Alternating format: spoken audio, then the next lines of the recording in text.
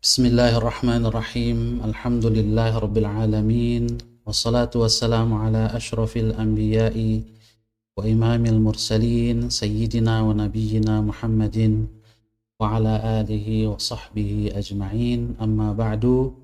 Subhanaka la ilma lana illa ma 'allamtana innaka antal alimul hakim. Allahumma 'allimna ma yanfa'una wanfa'na bima 'allamtana wa zidna ilma. Nahmaduka Allahumma ala kulli hal wa na'udzu bika min hali ahli nar.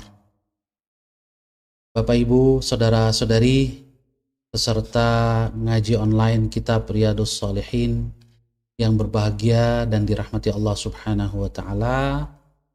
Alhamdulillah wa syukrulillah, pada malam hari ini dengan rahmat dan izin Allah Subhanahu wa taala kembali kita dapat melanjutkan pengajian kita Riyadhus Shalihin karya Al-Imam An-Nawawi rahimahullahu ta'ala. Salawat teriring salam kita sampaikan kepada Nabi besar Muhammad sallallahu alaihi wasallam beserta keluarga dan para sahabatnya. Tak lupa kita mendoakan Al-Imam An-Nawawi rahimahullahu ta'ala yang telah menyusun hadis Rasulullah sallallahu alaihi wasallam dalam kitabnya Riyadhus Shalihin. Juga kita doakan kedua orang tua beliau, guru-guru beliau, dan orang-orang yang beliau cintai serta seluruh kaum muslimin. Marilah kita awali pengajian kita dengan membaca Ummul Quran suratul Fatihah. Mudah-mudahan Allah Subhanahu wa taala memberkahi pertemuan kita. Ala hadhihi niyyah wa kullu niyatin salihah. Al-Fatihah. A'udzu billahi minasyaitonir rajim. Bismillahirrahmanirrahim. Alhamdulillahirabbil alamin. Arrahmanir rahim. Maliki yaumiddin. Iyyaka na'budu wa iyyaka nasta'in. Ihdinas siratal mustaqim. Siratal ladzina an'amta 'alaihim ghairil maghdubi 'alaihim waladdallin. Amin.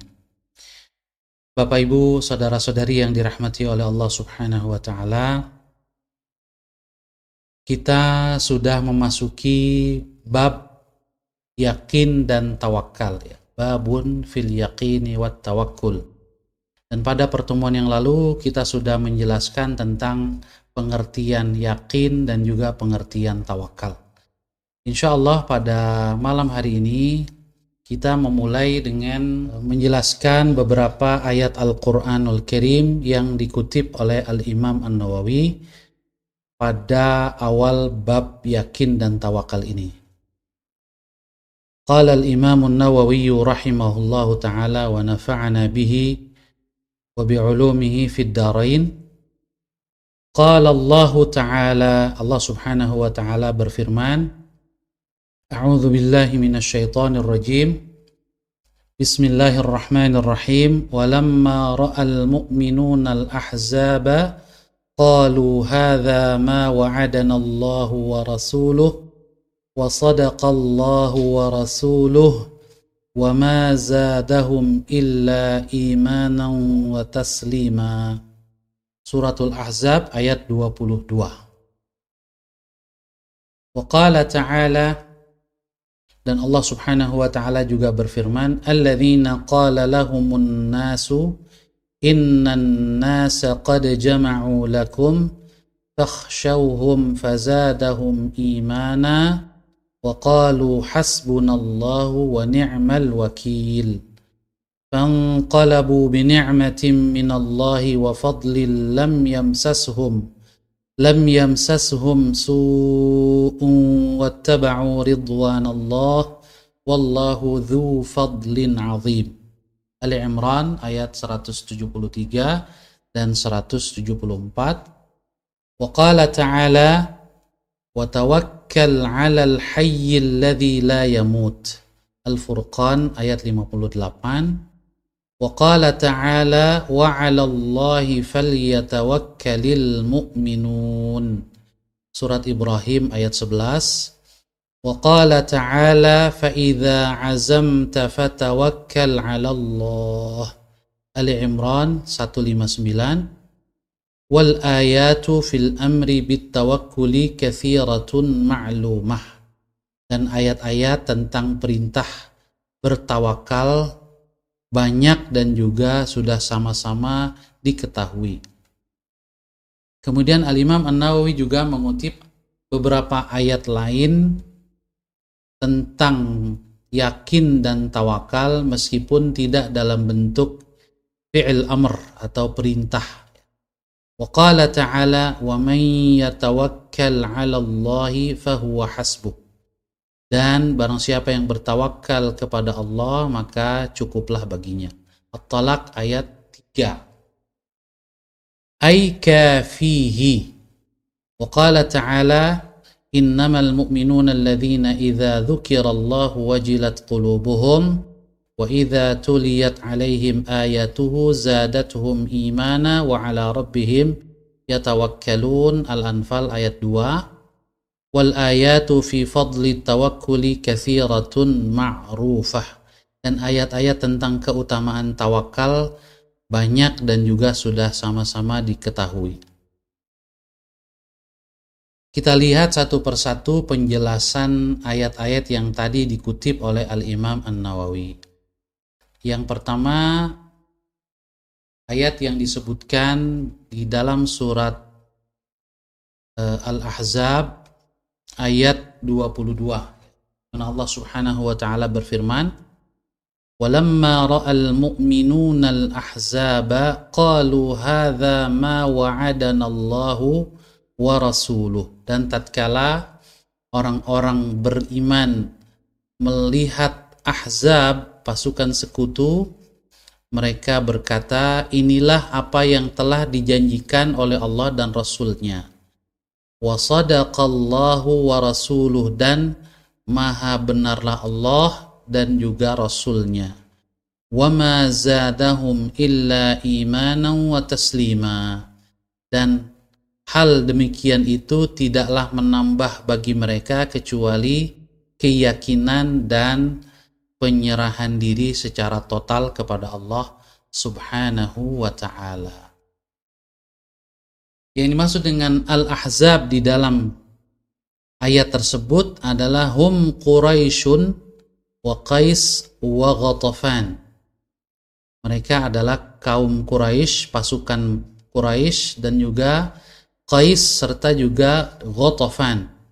Ini 3 suku besar Arab yang bersekutu atau bergabung sehingga disebut dengan Ahzab atau sekutu untuk mengepung Madinah dan menyerang kaum muslimin. Alladzina ijtama'u limuhajamatil muslimina fil Madinah. Mereka saat itu bergabung, bersekutu untuk menyerang kaum muslimin, menyerang Rasulullah SAW di kota Madinah. Wa hafara ar-Rasul sallallahu alaihi wasallam al-khandaqa hawla al-Madinati bimasyurati Salman al-Farisi radhiyallahu anhu. Rasulullah SAW saat mendengar bahwa kaum musyrikin Quraisy telah berniat untuk mengepung Madinah, maka dari jauh-jauh hari Rasulullah SAW telah mempersiapkan diri menggali parit di seputar perbatasan Madinah yang kemungkinan dapat ditembus oleh pasukan musuh. Dengan usul atau saran dari Salman al-Farisi radhiyallahu anhu. Wa summiyatil ghazwatu bil Khandaq. Peristiwa pertempuran ini disebut dengan Khandaq meskipun tidak terjadi pertempuran secara terbuka karena pasukan sekutu tidak dapat melewati parit yang digali oleh kaum muslimin. Kemudian mereka mengepung Madinah beberapa hari, lalu Allah Subhanahu wa taala mengirimkan angin dan juga rasa gentar kepada mereka sehingga mereka pulang ke Mekah, tidak berhasil mewujudkan apa yang mereka inginkan di kota Madinah. Wasummiyatil ghazwatu bil Khandaq, ya. Peristiwa ini disebut dengan peristiwa Khandaq atau perang Khandaq kama summiyat bil Ahzab. Disebut Khandaq karena Khandaq artinya adalah parit. Jadi perang parit sebagaimana juga dinamakan di dalam sejarah dengan Ahzab, perang Ahzab. Wa kanat fis sanatil khamisati minal hijrah, ya. Peristiwa ini terjadi pada tahun ke-5 Hijriyah. Bapak Ibu, saudara-saudari yang dirahmati oleh Allah Subhanahu wa taala, bagaimana di dalam ayat ini Allah Subhanahu wa taala menggambarkan keyakinan dan tawakal kaum muslimin bersama Rasulullah sallallahu alaihi wasallam ketika menghadapi pengepungan pasukan musuh. Ketika mereka melihat pasukan Ahzab, justru mereka bertambah yakin kepada Allah Subhanahu wa taala, ya, dengan ujian perjuangan dan yakin dengan janji kemenangan yang disampaikan oleh Allah Subhanahu wa taala dan Rasulnya. Dan ketika mereka melihat kekuatan musuh, mereka di samping bertambah yakin juga bertambah tawakalnya, penyerahan diri total kepada Allah Subhanahu wa taala. Hadza ma wa'adana Allahu wa rasuluh, disebutkan di ayat itu, hadza ma wa'adana Allahu wa rasuluh. Ini ucapan orang-orang beriman. Inilah apa yang telah dijanjikan Allah kepada kami dan juga oleh Rasulnya, berupa al-ibtila'i bimuqatalatil kuffar, ujian perjuangan melawan orang-orang kafir, wan nasri alaihim, dan juga janji Allah berupa kemenangan menghadapi mereka. Wa ma zadahum illa imana.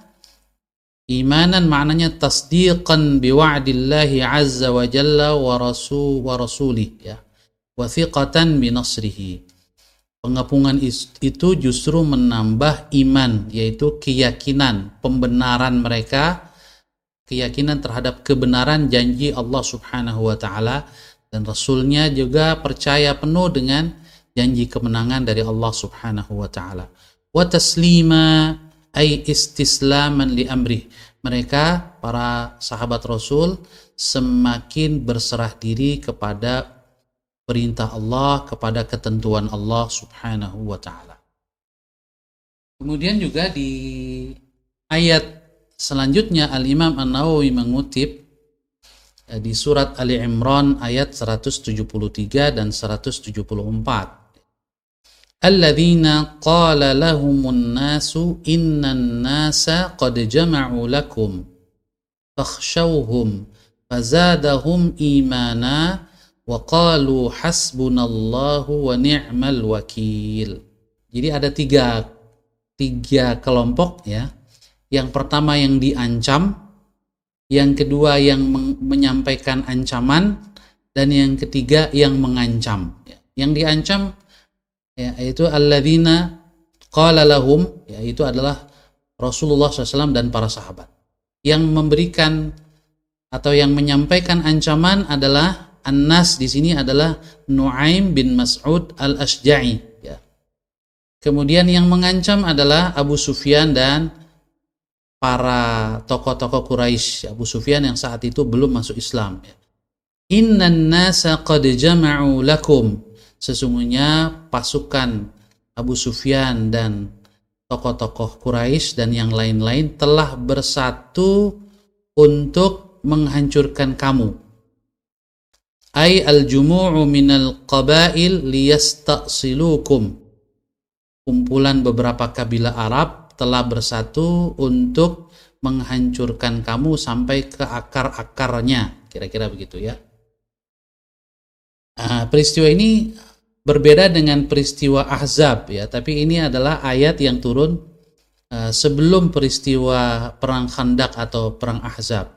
Tepatnya peristiwa ini para ahli sejarah mencatatnya sebagai peristiwa Al-Badr As-Sughra, ya, Badar kecil setelah Badar besar, ya. Perang Badar besar itu pada tahun 2 Hijriyah. Nah, setelah perang Badar terjadi perang Uhud. Nah, dalam perang Uhud itu Rasulullah SAW terluka, para sahabat terluka, kaum musyrikin juga mengalami luka-luka. Dapat dikatakan hasil dari perang Uhud itu seimbang. Meskipun kaum muslimin sebetulnya nyaris menang seandainya pasukan panah tidak turun dari posisi Jabal Rumat ya. Nah, singkat cerita, Abu Sufyan mengatakan kepada Rasul saat perang Uhud, kita akan bertemu lagi wahai Muhammad di Badr tahun depan. Maka Rasul mengatakan, baik, kita akan ketemu lagi. Nah, saat waktu pertemuan itu tiba, Abu Sufyan dan kabilahnya dan beberapa kabilah Arab, Quraisy dan yang lain-lain, ini mengalami rasa gentar. Kenapa? Karena saat itu bukan musim panen, bukan musim buah, ya, ada musim paceklik, sehingga mereka kekurangan bekal.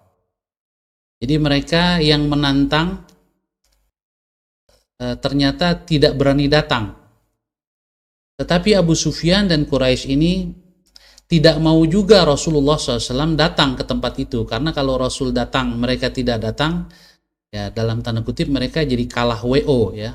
Maka Abu Sufyan mengirim Nu'aim bin Mas'ud al-Ashja'i untuk menakut-nakuti, meneror Rasulullah Sallallahu Alaihi Wasallam dan para sahabat agar jangan berangkat.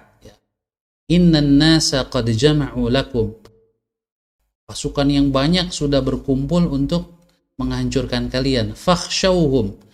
Takutlah kalian. Tapi justru Rasulullah dan para sahabat fazadahum imana.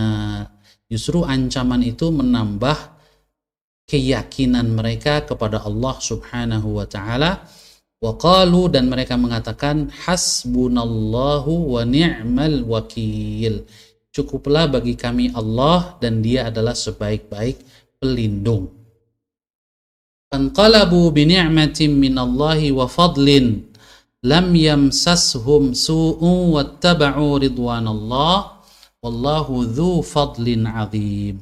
Singkat cerita, mereka tiba di Badr ya, dan di Badr itu biasanya juga ada tempat untuk berdagang. Jadi ketika mereka datang, Abu Sufyan dan pasukannya tidak datang, sehingga mereka justru bisa menjual beberapa barang dagangan di situ. Jadi mereka kemudian kembali ke Madinah, tidak mengalami pertempuran, bahkan mengalami keuntungan dari perniagaan mereka. Wallahu dzu fadlin azim. Ya, Allah Subhanahu wa taala pemilik karunia yang besar. Ini tentang surat Ali Imran. Lalu hasbunallahu wa ni'mal wakil, di dalam ayat itu orang-orang beriman mengatakan hasbunallahu wa ni'mal wakil. Maknanya adalah Allahu kafina amrahum wa syarrahum. Allah cukup bagi kami untuk mengatasi perkara mereka dan kejahatan mereka. Orang-orang yang akan berbuat jahat kepada kita. Wa ni'ma man fawwadna ilaihi amrana. Dan Allah adalah sebaik-baik pihak yang kami serahkan urusan kami kepadanya. Jadi tidak ada pihak yang lebih baik untuk kita serahkan urusan kita kecuali Allah Subhanahu wa ta'ala. Wa huwa waliyuna wa nasiruna. Dialah pelindung kami dan penolong kami. Fanqalabu bi ni'matin minallahi wa fadlin. Dengan keyakinan ini, dengan tawakal ini, para sahabat Rasul kembali ke Madinah dengan membawa nikmat dari Allah dan karunia. Maknanya adalah raja'u bisalamatin wa ribhin. Mereka kembali dengan selamat, bahkan dengan keuntungan. Lam yamsashum su'un. Tidak ada sedikit pun keburukan yang menyentuh mereka. Lam yusibhum adza min qatlin aw jarhin. Mereka tidak mengalami pertempuran, pembunuhan ataupun luka-luka. Kemudian wattaba'u ridwanallah. Mereka justru mengikuti keridhaan Allah, yaitu hal-hal yang diridhoi oleh Allah Subhanahu wa taala berupa taat kepada Allah dan taat kepada Rasulullah sallallahu alaihi wasallam. Nah, ini penjelasan yang tadi saya sebutkan bahwa ayat ini turun terkait dengan ketika Rasulullah SAW dan para sahabat keluar ke pasar Badr. Ada juga yang menyebutnya sebagai Badr As-Sughra. Makanya perang Badar yang biasa kita dengar itu disebut dengan Badr Al-Kubra. Badr Al-Kubra untuk membedakannya dengan peristiwa Badr As-Sughra ini. Kemudian juga di dalam salah satu ayat yang dikutip oleh Al-Imam An-Nawawi, Allah Subhanahu wa taala berfirman, "Wa tawakkal 'alal hayyil ladzi la yamut." Dan bertawakallah kepada Allah, zat yang maha hidup, yang tidak mati. Makna tawakal adalah i'tamid, bergantunglah, bersandarlah kepada Allah, ba'da i'dadi ma amkanaka minal asbab, setelah mempersiapkan atau melakukan sebab-sebab yang mungkin untuk mencapai keberhasilan. Jadi tawakal bukanlah ngandel dalam artian berserah diri tanpa usaha, tetapi seorang yang bertawakal itu harus mempersiapkan, melakukan segala hal yang dapat mengantarkannya kepada keberhasilan sesuai dengan hukum sebab akibat. Nah, setelah itu bersandar kepada Allah. Jadi tawakal itu ada dua faktor. Yang pertama adalah faktor hati, dan yang kedua adalah faktor amal dengan anggota tubuh. Faktor amal adalah berusaha semaksimal mungkin untuk mencapai tujuan dan mencapai keberhasilan. Faktor hati adalah hanya bergantung kepada Allah, tidak menggantungkan kepada usaha.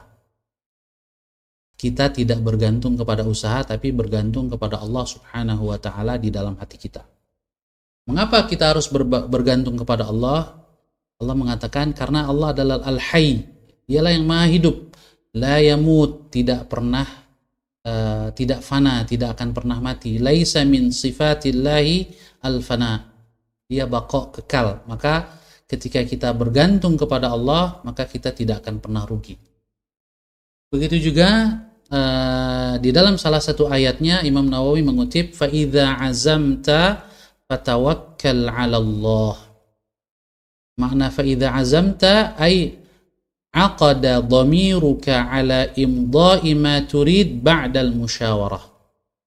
Sesudah engkau bermusyawarah, kemudian hatimu bertekad untuk melakukan sesuatu yang kamu inginkan, itulah namanya azam. Nah, sesudah azam, fatawakkal 'ala Allah, maka bertawakallah kepada Allah Subhanahu wa ta'ala. Kemudian juga di ayat yang lain yang dikutip oleh Al-Imam An-Nawawi di surat Al-Anfal, ya. Ciri orang yang beriman adalah innamal mu'minuna alladzina idza dzukirallahu wajilat qulubuhum. Orang beriman itu apabila disebut nama Allah, wajilat qulubuhum, bergetar hatinya, yaitu khasya'at, hatinya menjadi khusyuk, bergetar khusyuk, isti'dhaman lahu, karena merasakan, meyakini keagungan Allah Subhanahu wa ta'ala, wa tahayyuban min jalalih, gentar dengan wibawa dan kebesaran Allah Subhanahu wa ta'ala. Itulah hati orang-orang yang beriman. Bapak Ibu saudara-saudari yang dirahmati oleh Allah, selanjutnya kita akan memasuki pembahasan hadis. Jadi setelah Al-Imam An-Nawawi mengutip beberapa ayat Al-Quran di awal bab, maka beliau seperti biasa melanjutkan dengan hadis-hadis tentang bab tersebut. Kita masuk ke hadis yang ke-74 kalau kita hitung dari awal kitab, ya. Tetapi tentunya di awal bab tawakal dan yakin ini merupakan hadis pertama. Imam An-Nawawi mengatakan, wa ammal ahadits, adapun hadis-hadis tentang yakin dan tawakal ini, Fal awwalu, maka hadis pertama adalah Ani bin Abbasin radhiyallahu anhuma qal, dari Abdullah bin Abbas, semoga Allah meridhai keduanya, baik Abdullah maupun ayahnya Abbas bin Abdul Muttalib. Qala, Abdullah bin Abbas berkata, qala Rasulullah sallallahu alaihi wasallam, telah bersabda Rasulullah sallallahu alaihi wasallam, uridat alayyal umamu, telah ditampakkan kepadaku umat-umat sebelumku. Fara'aitun nabiyya, maka aku melihat ada seorang nabi atau seorang rasul.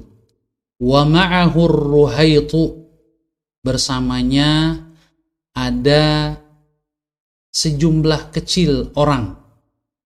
Jadi pengikutnya yang beriman hanya beberapa orang, di bawah 10. Apalagi kemudian di sini diungkapkan ar-ruhaitu, ya, bentuk tasghir, bentuk penyederhanaan dari ar-rahat. Jadi rahat saja sudah sedikit, apalagi ruhait. Jadi ada seorang nabi yang diperlihatkan oleh Allah Subhanahu wa taala kepada Rasulullah SAW, yang beriman kepadanya hanya beberapa orang, segelintir orang, di bawah 10 orang.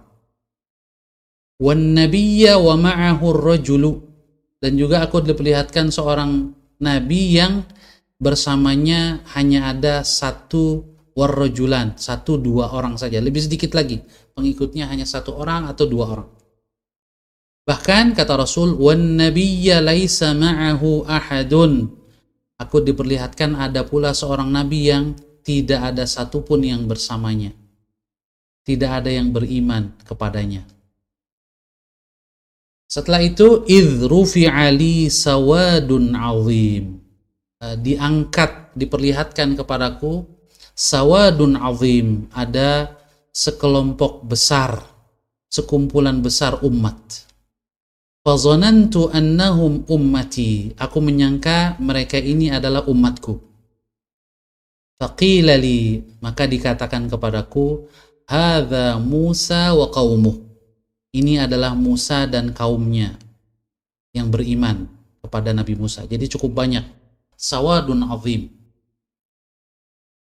Walakin, lalu dikatakan kepada Rasulullah SAW, unzur ilal ufuq, lihatlah ke satu ufuk, satu sisi, ya, di atasmu.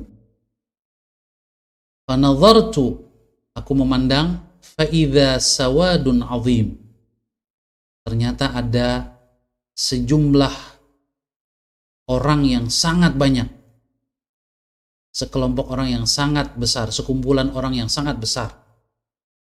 Faqila li, dan dikatakan kepadaku lagi, unzur ilal ufuqil akhar, lihat ke sisi yang lain. Fa idza sawadun azim, aku ternyata melihat sekelompok besar lagi. Faqila li, dikatakan kepadaku, hadhihi ummatuk, inilah umatmu.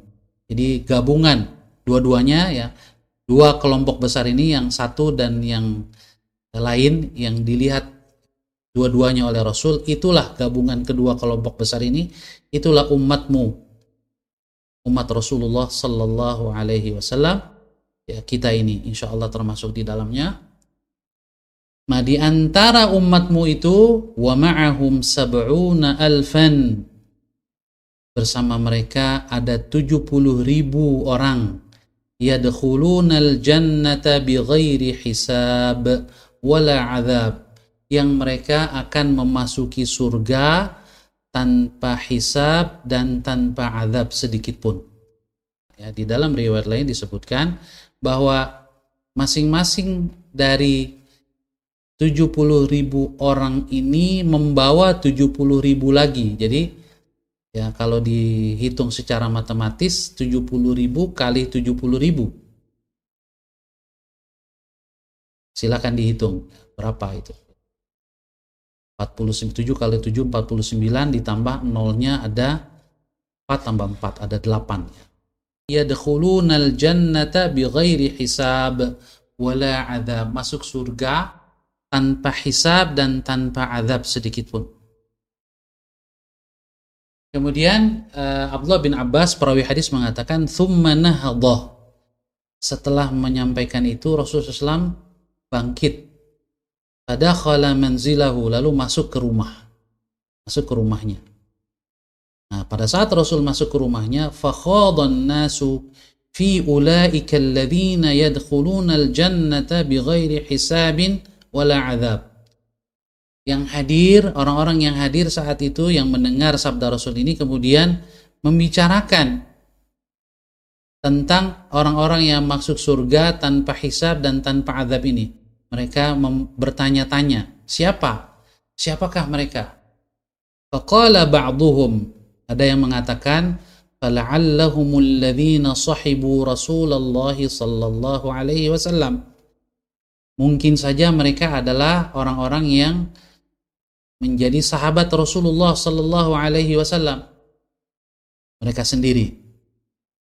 Wa qala ba'duhum, sebagian lain mengatakan fala'allahum alladzina wulidu fil islami falam yusyriku billahi syai'a. Mereka mungkin adalah orang-orang yang sejak lahir sudah Islam, lahir dalam keadaan Islam, yaitu putra-putra para sahabat senior, ya, para sahabat junior. Falam yusyriku billahi syai'a, sehingga mereka tidak pernah menyekutukan Allah sedikit pun. Nah, sejak lahir sudah Islam. Wa dzakaru asya, dan mereka menyebutkan hal-hal lain. Ada juga pendapat-pendapat yang lain, kata Abdullah bin Abbas. Maka kala mereka sedang berdiskusi itu, fakharaja alaihim Rasulullah sallallahu alaihi wasallam. Rasulullah pun keluar menemui mereka lagi. Faqal, beliau bersabda, "Malladzi takhuduna fih?" Apa yang sedang kalian diskusikan? Apa yang sedang kalian bicarakan? Fa akhbaruhu, maka mereka pun memberitahu Rasul tentang pendapat-pendapat mereka itu. Faqal, maka Rasul bersabda, humul ladzina la yarqun wa la yastarqun wa la yatatayyarun wa ala rabbihim yatawakkalun. Bahwa mereka yang masuk surga tanpa diazab, tanpa dihisab itu adalah orang-orang yang tidak meruqyah, tidak membaca ruqyah, wala yastarqun, dan tidak minta diruqyah. Apa maksudnya nanti kita jelaskan. Apa yang dimaksud dengan tidak membaca ruqyah dan tidak minta diruqyah. Wala yatatayyarun, tidak meyakini kesialan, nasib sial dan seterusnya. Wa ala rabbihim yatawakkalun, dan hanya kepada Tuhan mereka bertawakal, berserah diri, bersandar.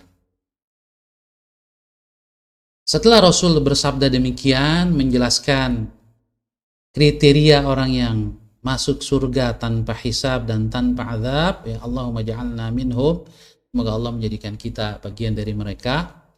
Faqama Ukkashah bin Mihsan, maka berdirilah menghadap Rasul salah seorang sahabat yang bernama Ukkashah bin Mihsan.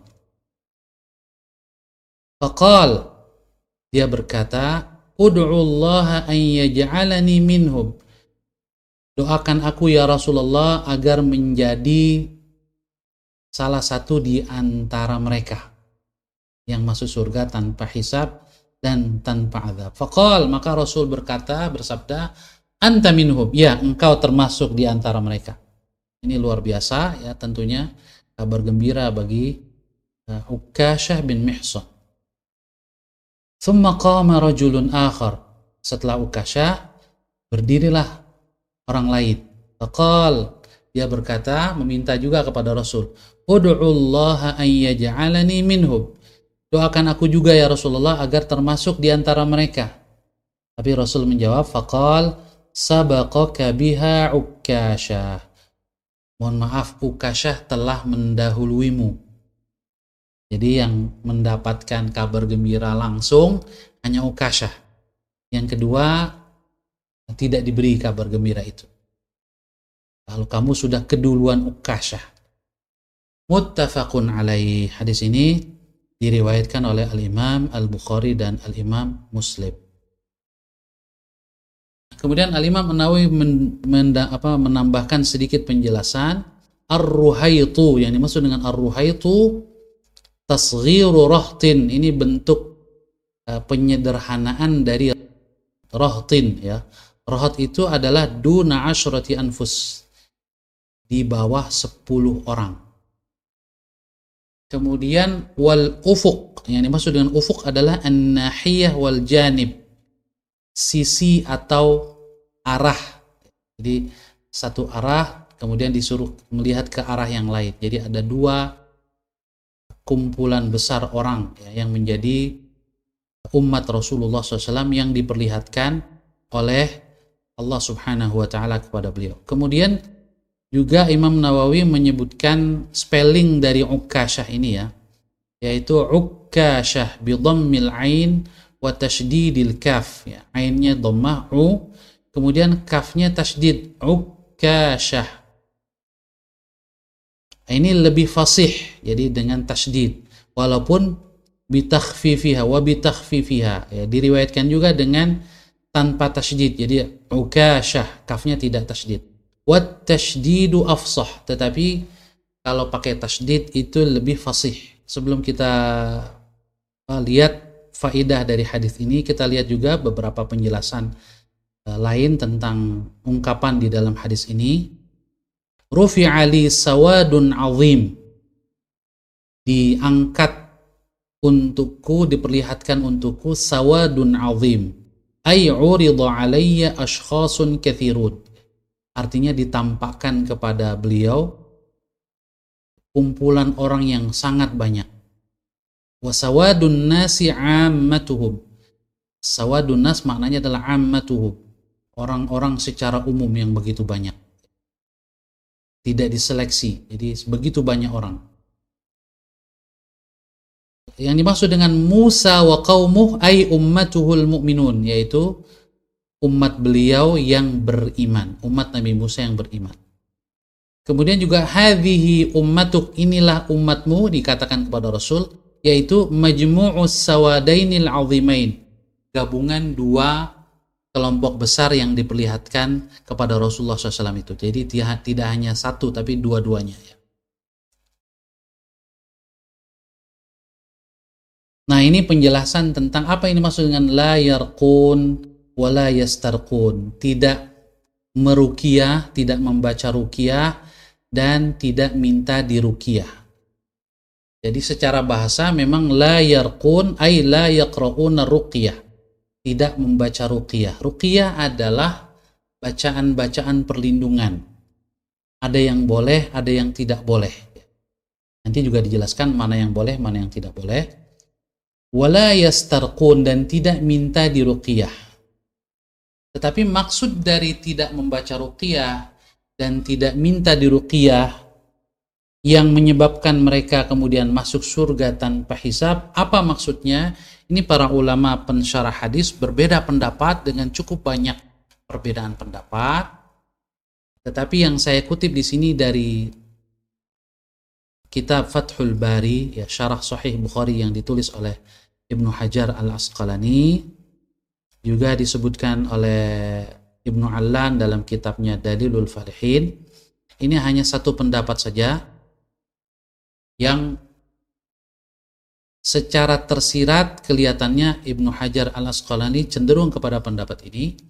Beliau mengatakan annahu, mengutip pendapat Al-Imam At-Tabari dan Al-Maziri serta para ulama yang lain, annahu mahmulun ala man janaba i'tiqada anna al-adwiyata tanfa'u bi tab'iha kama kana ahlul jahiliyati ya'taqidun. Yang dimaksud dengan tidak meruqyah dan tidak minta diruqyah adalah orang-orang yang ketika berobat ya, atau ketika meruqyah dan meminta ruqyah tidak meyakini bahwa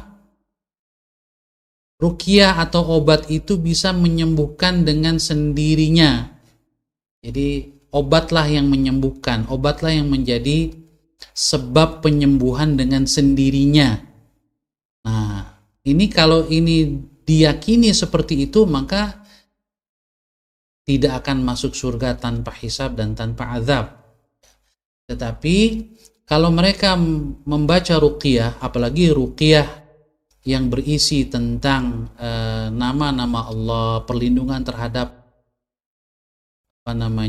kejahatan dan penyakit dengan menyebutkan asmaullah dan sifat-sifat Allah, berlindung kepada asma Allah dan sifat Allah, membaca doa-doa perlindungan yang diajarkan oleh Rasulullah, maka jelas ruqyah di sini tidak termasuk yang disebutkan di dalam hadis yang dilarang, yang menyebabkan pelakunya tidak masuk surga tanpa hisab.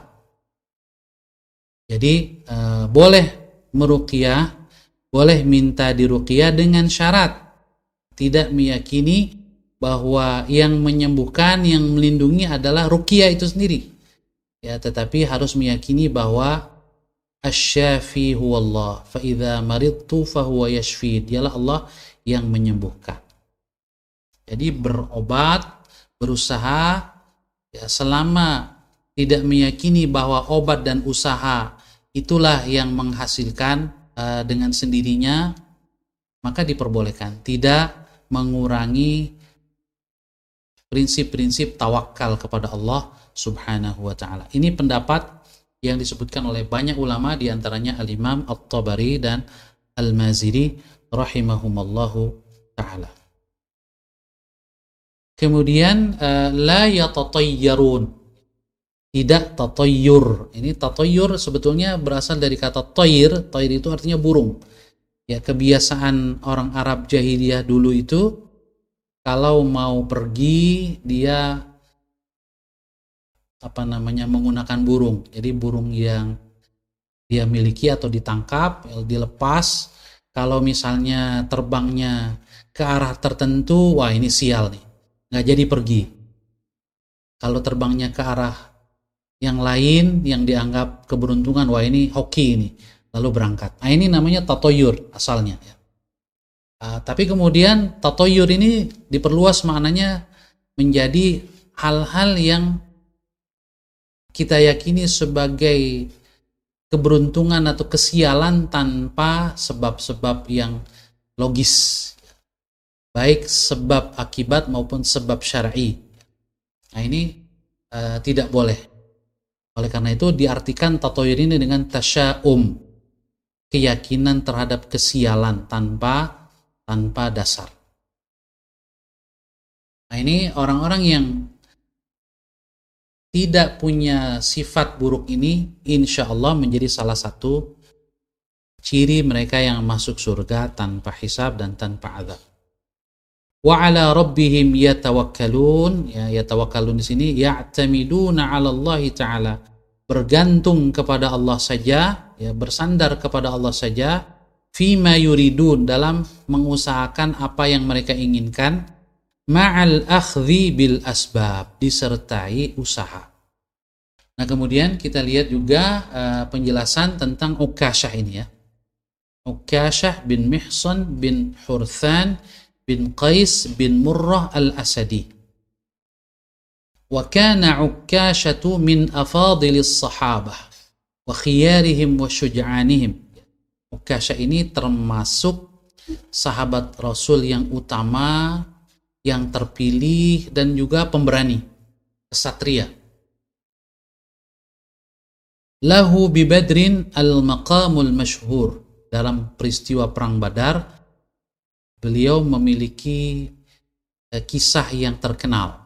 Apa kisahnya? Wa dzalika annahu daraba bis-sayfi fil kuffari hatta inqata'. Beliau berperang menggunakan pedangnya melawan orang-orang kafir Quraisy Mekah saat itu sampai pedangnya itu putus, ya. Fa'atahu jazla hatabin, lalu diberikan kepadanya oleh Rasulullah SAW sepotong kayu. Sepotong kayu. Bahkan ada yang menyebutkan ranting kayu yang tidak begitu besar. Fa'akhadhahu, maka diterima oleh Ukasyah, fahazzahu fi yadihi fa'ada sayfan sariman. Digerakkan oleh Ukasyah di tangannya, lalu kayu itu berubah menjadi pedang yang tajam. Ini mukjizat Rasulullah SAW dan juga karomah yang Allah berikan kepada Ukasyah bin Mihsan. Faqatala bihi, maka sejak saat itu Ukasyah selalu berperang menggunakan pedangnya itu, hatta fatahallahu 'alal muslimin, sampai Allah menangkan kaum muslimin di perang Badar, juga di pertempuran-pertempuran selanjutnya. Wa kana dzalika sayfu yusamma al-aun, pedang itu kemudian diberi nama al-aun. Al-aun artinya pertolongan. Walam yazalil aunu indahu yashhadul masyahida ma'a Rasulillah sallallahu alaihi wasallam hatta qutila Ukasyatu wa huwa ma'ahu. Jadi pedang al-aun ini terus bersama Ukasyah dalam pertempuran-pertempuran yang beliau ikuti bersama Rasulullah SAW sampai Ukasyah ini syahid. Syahidnya kapan? Yaitu wa qutila fi qitali ahli riddah fi khilafati Abi Bakrin as-Siddiq. Beliau syahid, terbunuh dalam perang melawan orang-orang murtad di masa kekhalifahan Abu Bakar Siddiq radhiyallahu anhu. Beliau dibunuh oleh Tulaihah ibnu Khuwailid al-Asadi. Qatalahu Tulaihatu ibnu Khuwailid al-Asadi. Wa kana Ukasyatu yawma tuwfiya Rasulullah sallallahu alaihi wasallam ibnu 44 sanah. Pada saat Rasul wafat, usia Ukasyah itu ya sekitar 44 tahun. Dan antara Rasul wafat dengan peristiwa perang melawan orang-orang murtad ini tidak jauh, karena di awal pemerintahan Abu Bakar Siddiq radhiyallahu anhu. Jadi bisa dikatakan beliau wafat pada usia 44 tahun.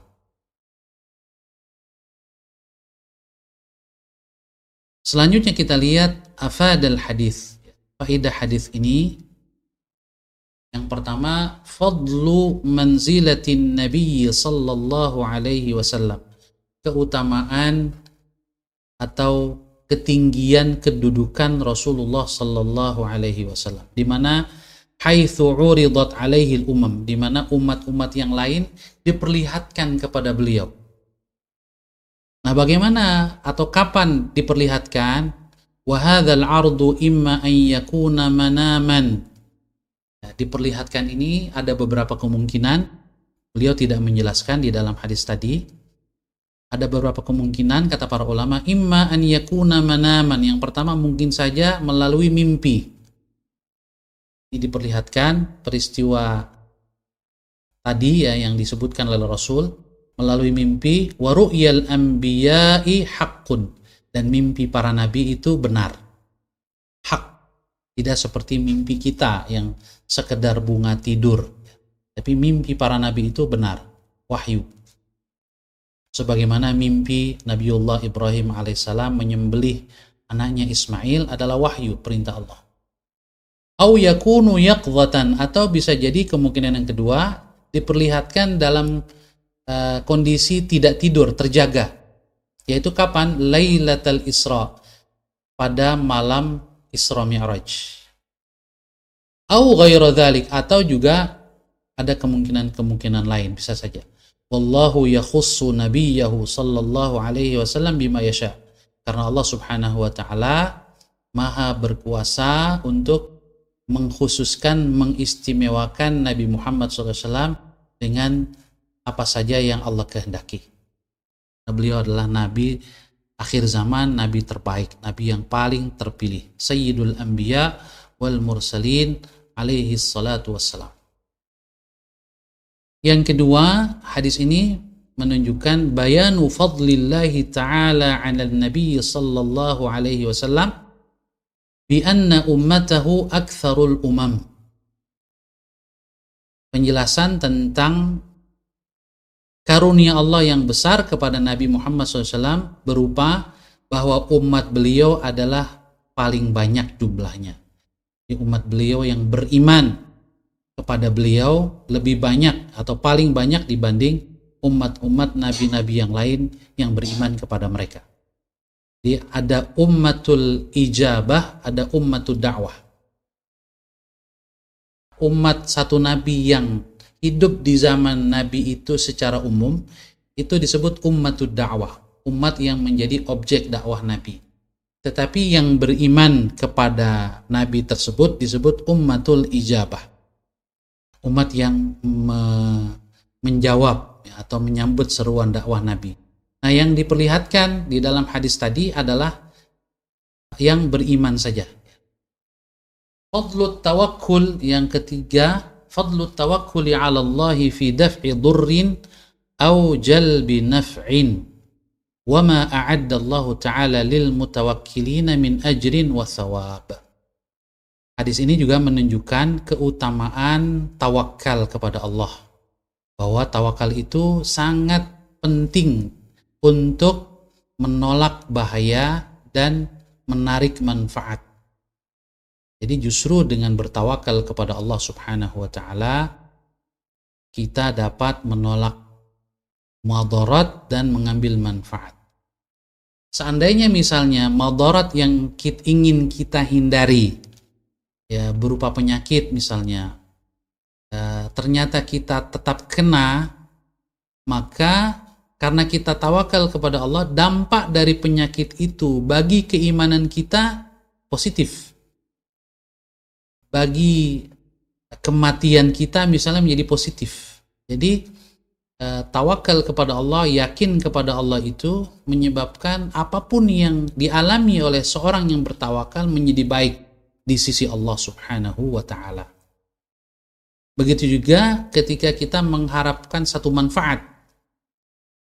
Seandainya manfaat itu betul-betul kita peroleh, dampaknya juga bagus bagi kita, ya, dunia dan akhirat.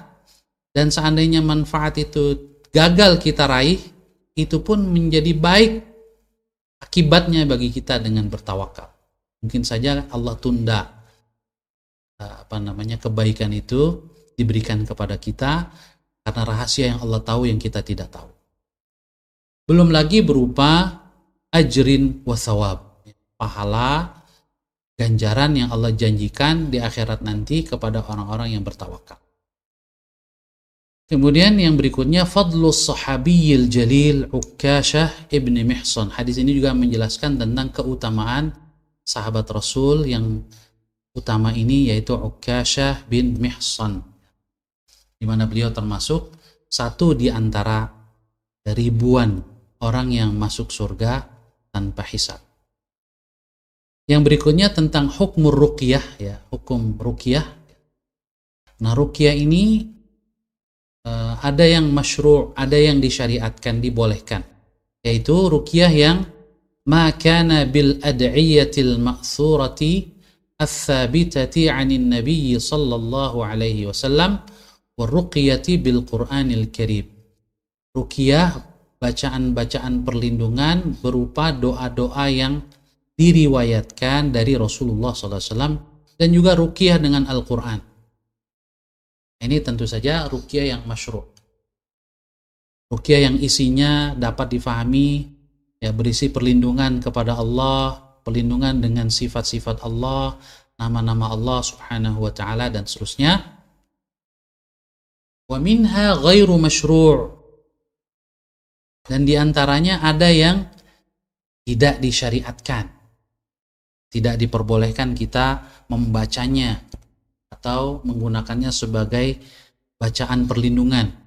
Wahiyya ma kana min a'malil jahiliyah, yaitu secara umum ruqyah yang merupakan perbuatan orang-orang jahiliyah berupa mantra-mantra tertentu yang penyebab dia tidak boleh, ya, prinsip umumnya adalah allati tunafi sihhatal imani wat tawakkul, yang bertentangan dengan kebenaran iman, kesahihan iman dan tawakal. Jadi kalau bertentangan dengan prinsip-prinsip iman dan tawakal, maka dia tidak boleh. Ini biasanya ruqyah atau bacaan atau mantra-mantra yang tidak jelas artinya, yang mengandung permintaan perlindungan kepada jin, ya, kepada setan, ya, kepada berhala, kepada dewa-dewi dan seterusnya. Prinsipnya adalah mantra-mantra yang bertentangan dengan nilai-nilai iman dan nilai-nilai tawakal kepada Allah Subhanahu wa ta'ala. Yang berikutnya, faidah hadis ini, tahrimut tasya'um, diharamkannya tasya'um atau merasa sial di dalam syariat Islam. Ini juga karena tasya'um atau tatayyur bertentangan dengan nilai-nilai iman dan nilai-nilai tauhid kepada Allah Subhanahu wa ta'ala. Tambahan faidah, meskipun tidak tertulis di sini, bahwasanya al-ibratu indallahi ta'ala bil amal la bin natijah. Yang menjadi patokan keberhasilan di sisi Allah Subhanahu wa ta'ala adalah amal perbuatan kita dan bukan hasil yang kita raih. Di dalam hadis yang kita baca ini, kita mendapatkan informasi dari Rasulullah sallallahu alaihi wasallam bahwa ada nabi yang sama sekali tidak memiliki pengikut, atau ada yang memiliki pengikut sedikit sekali, hanya 1-2 orang atau kurang dari 10 orang. Bahkan Nabi Nuh alaihissalam dengan 950 tahun berdakwah hanya mendapatkan pengikut puluhan orang saja. Kalau seandainya standar keberhasilan adalah hasil atau jumlah pengikut, maka dapat kita katakan bahwa nabi-nabi tersebut telah gagal. Namun tentu saja tidak demikian. Nabi Nuh alaihissalam adalah salah satu nabi ulul azmi yang memiliki kedudukan yang sangat tinggi di sisi Allah Subhanahu wa ta'ala karena kesabarannya, keuletannya di dalam berdakwah. Begitu juga nabi-nabi yang lain. Ini menunjukkan bahwa yang akan dinilai oleh Allah Subhanahu wa ta'ala adalah kerja kita, usaha kita, dan bukan hasil dari usaha itu sendiri. Oleh karena itu, ayat-ayat Al-Quran menegaskan bahwasanya yang akan diberitahukan kepada kita, yang akan dinilai dari kita adalah fayunabbi'ukum bima kuntum ta'malun. Dia akan memberitahukan kalian apa yang telah kalian lakukan. Mudah-mudahan Allah Subhanahu wa ta'ala memberkahi seluruh amal soleh kita dan juga memberkahi pertemuan kita. Amin ya rabbal alamin. Kita tutup pertemuan kita dengan membaca doa, diawali dengan surah Al-Fatihah.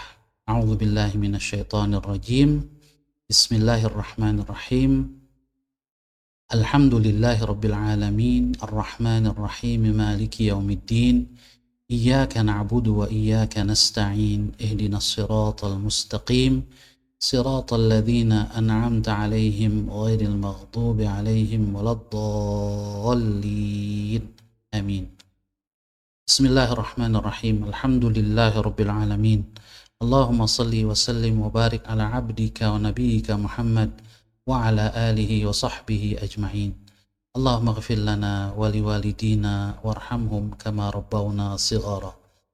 Allahumma ighfir lil imam an-Nawawi. Allahumma ij'alhu fi 'illiyyin.